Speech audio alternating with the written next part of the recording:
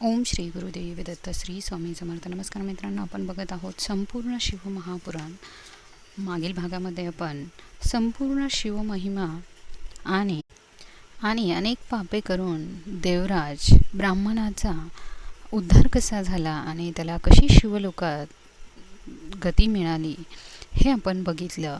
आजच्या 3ऱ्या अध्यायामध्ये आपण अजून एक कथा बघणार आहोत, ज्यामुळे आपल्याला शिवपुराणाचे महत्त्व अधिक समजेल.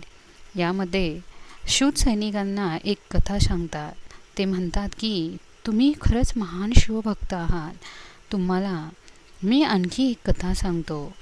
पुरातन काळी बाष्कल नावाचे एक टुमदार गाव होते आणि तेथे अनेक ब्राह्मण मंडळी राहत होती. ती मंडळी वैदिक धर्माचे आचरण करत नव्हती. त्यांची आसुरी संपत्ती वाढली होती आणि दैव संपत्तीचा ते विचार देखील करत नव्हते. ते शेती करून जीवन जगत होते. ते व्याभिचारी होते. सत्याने वागलं तर जीवनाचे कल्याण होते याचे त्यांना विस्मरण झाले होते. गावातील सर्वच माणसे ही दुराचारी झाली होती. बिंदुल नावाचा एक ब्राह्मण त्या बाष्कल नावाच्या नगरीमध्ये राहत होता. तो अत्यंत दुराचारी होता. त्याच्या पत्नीचे नाव चंचुला. ती धर्माने वागत होती, तरी पण ती आपल्या पतीची उपेक्षा करीत होता. पत्नीची उपेक्षा तो करत होता आणि परस्त्रियांच्या चक्रात तो सापडला होता. तिने आपल्या पतीला सुधारण्याचा खूप प्रयत्न केला, परंतु बिंदुल काही केल्या चांगले वागायस तयार नव्हता. तो सुधारण्यास तयार नव्हता. त्याने परस्त्रीशी लग्न केले. चंचुला आपल्या मुलांचे पालनपोषण करत होती, परंतु पतीची अशी अवस्था पाहून ती पण वाईट मार्गाला लागली. काही वर्षानंतर पतीचे निधन झाले. मृत्यूनंतर त्याला नरक यातना भोगाव्या लागल्या आणि तो पिशाच योनीमध्ये जन्माला आला. चंचुला एकदा गोकर्ण क्षेत्री गेली. तेथे मंदिरात शिवकथा चालली होती. कथेकरी सांगत होते, ज्या स्त्रिया मनाने देखील व्याभिचारी करतात त्यांना यमलोकाची प्राप्ती होते. अतिशय दुःख भोगावे लागते. चंचुलाने शिवकथा सांगणाऱ्यांचे पाय धरले आणि ती म्हणाली, मी एक अतिशय व्याभिचारी आहे, तरी मी आता काय करावे याचा मार्ग तुम्ही मला आता दाखवावा. आपल्या चुकीबद्दल ती विलाप करू लागली. चंचलाची अशी दयनीय अवस्था पाहून कथेकरास तिची खूप दया आली आणि त्यांनी शांत केले आणि सांगितले की तुला पश्चाताप झालेला आहे. आता यातूनही मार्ग निघू शकतो. आता निश्चित लक्षात ठेव की मनात निर्माण झालेले पापही नाशाला कारणीभूत होते. तरी आता शांत हो आणि एकाग्रताने मी काय सांगतो याचे तू श्रवण कर.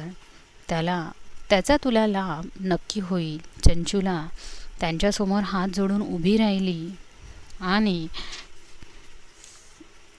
कथा ऐकू लागली.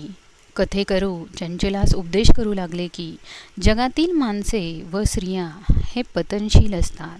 आपण जे कर्म करतो त्याचे अव्यक्त फळ प्राप्त होते व कालांतराने ते व्यक्त स्वरूपाला हे येत असते. तू शिवपुराण सुदैवाने ऐकले आहेस. त्यातील एक कथा तुला आपल्या वागण्याचा पश्चाताप झाला. तुझ्या अंतःकरणातील विवेकाचा दीप प्रज्वलित झाला. आता तुझ्या मनामध्ये पापाचा विचार देखील निर्माण झाला तर तुला याची फळे भोगावे लागतील. शिवकथेचा महिमा आगात आहे. हे शिवकथेचे परमश्रद्धेने श्रवण करतात. जे कोणी या परमश्रद्धेने श्रवण करतात त्यांच्या मनात पापाचा लवलेश निर्माण होत नाही. तरी तू आता शिवाची उपासना करण्यास सुरुवात कर. मन शुद्ध झाले की शिवजी प्रसन्न होतात. पश्चातापाने शुद्ध झालेल्या त्या चंचुल्याच्या डोळ्यातून अश्रू वाहू लागले. तिला आपल्या पापी स्वभावाची सारखी भीती वाटत होती. तिला आता शिवजीची उपासना करून आपणास आनंदाची प्राप्ती होणार हे जाणवू लागले होते. तिने गोकर्ण क्षेत्रीच राहण्याचा विचार केला. आपण आता शिवपुराण संपूर्ण ऐकावे असे तिला वाटू लागले. त्याप्रमाणे तिने आपली विचार कथेकरास समोर व्यक्त केले. त्यांनी सांगितले, एका कथेने तुझ्या मनात वैराग्य निर्माण झाले. शुद्ध मनाने संपूर्ण कथा तू ऐकल्यास तर तुझ्या हृदयात दडून बसलेले पाप देखील नाहीसे होईल. यासाठी साक्षी भावाने तुलाच तुझ्या हृदयाचा शोध घ्यावा लागेल. चंचूला आता गोकर्णमध्ये राहू लागली. ती नित्याने शिवजीची आराधना करत होती. खाव्यास मिळेल त्यावर ती समाधानी होती. रात्रंदिवस तिला शिवजीची ओढ लागली होती. नित्याने सायंकाळच्या वेळी मंदिरात येऊन शिवपुराणाचे श्रवण ती करत असे. असा नित्यक्रम सदैव चालू असल्यामुळे तिला शिवजीचे दर्शन झाले. ती अतिशय आनंदी झाली. भगवान शंकराने तिला आशीर्वाद दिला. ती आता गोकर्ण सोडून शिवलोकी आली. तेथील सारे पवित्र वातावरण पाहून ती आश्चर्यचकित झाली. पार्वती मातेने तिला जवळ बोलावून आशीर्वाद दिले आणि ती पार्वतीची सेवा करत तेथे राहिली.